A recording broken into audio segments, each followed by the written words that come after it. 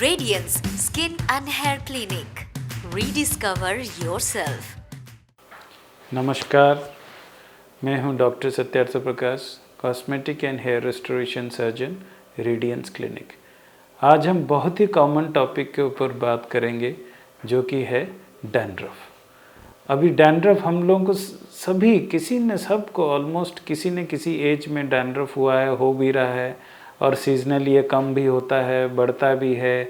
हम लोग मतलब कुछ शैम्पू यूज़ करें, कुछ दिन उसको कम कर देते हैं, फिर वापस कुछ दिन के बाद आ जाता है। ये एक प्रॉब्लम ऑलमोस्ट हर किसी के लाइफ में किसी न किसी स्टेज में उनको हो गया होगा, डैंड्रफ का इशू हुआ है। तो आज हम बात करेंगे कि डैंड्रफ क्या होता है। देखिए, डैंड्रफ क्या होता है, जो स्कैल्प के जो ऑयल सिक्रेटिंग ग्लैंड होते हैं, जो सीबम होता है, सीबम का एक नॉर्मल प्रोडक्शन स्कैल्प के लिए सही रहता है। वो बालों को शाइनी देता है, मॉइस्चराइज करता है।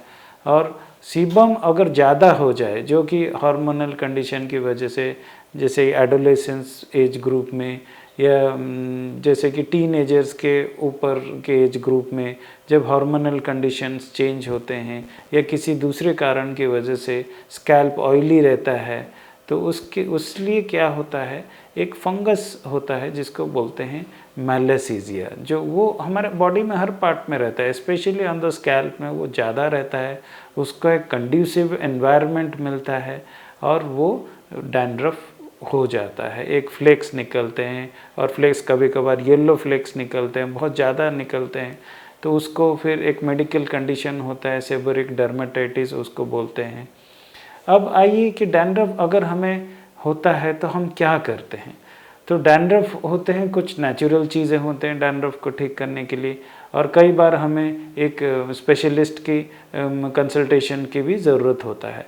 देखिए, डैंड्रफ अगर मॉडरेट हो कि हल्का हो तो वो तो मोस्टली शैम्पू में कंट्रोल हो जाता है। मगर अगर डैंड्रफ ज़्यादा हो, बहुत ज़्यादा फ्लेकी हो, बहुत ज़्यादा इचिंग हो, तो उसके लिए हमें क्या करना पड़ता है, हमें किसी salicylic based, glycol based shampoo या कोल्टार बेस्ड शैम्पू उसको दे के उसको हटाना होता है। और डैंड्रफ अगर बहुत ही सीवियर हो और बहुत ज़्यादा इन्फेक्टेड हो स्कैल्प, तो हमें ओरल एंटीफंगल्स और टॉपिकल एंड ओरल स्टेरॉइड्स ये सब दे के उसको ठीक करना होता है। सो डैंड्रफ एक ट्रीटेबल कंडीशन है जो कि सही इलाज से वो ट्रीट भी किया जा सकता है।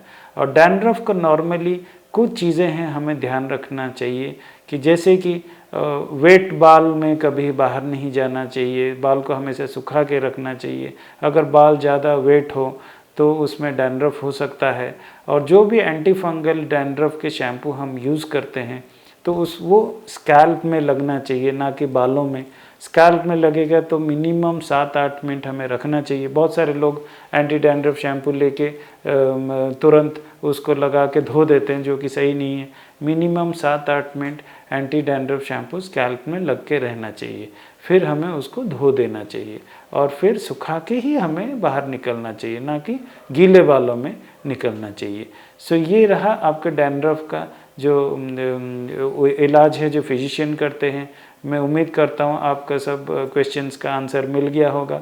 अगर आपको डैंड्रफ का प्रॉब्लम है, अगर घरेलू इलाज से आपका नहीं ठीक हो रहा है, तो आप कृपया करके एक कंसल्टेंट के थ्रू कंसल्ट कीजिए और डैंड्रफ का अपना इलाज करवाइए। Thank you so much. Radiance Skin and Hair Clinic. Rediscover yourself.